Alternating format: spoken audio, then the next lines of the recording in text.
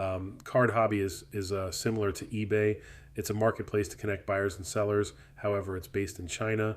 As CardHobby is a marketplace platform based in China, shipping costs can begin to add up for packages being shipped outside of China. CardHobby offers a personal warehouse space where your cards are stored until you are ready to ship them to yourself, letting you ship multiple purchases at once to save on shipping. The pros of using CardHobby to buy single sports cards are you can access many cards not available on other platforms.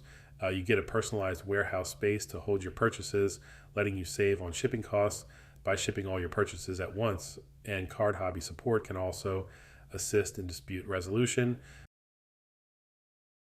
The cons of using CardHobby to buy single sports cards are the platform can be difficult to navigate as it's a Chinese marketplace, and the processing time for shipment requests, as in requesting your cards are shipped from CardHobby to you, adds additional time to receive your cards.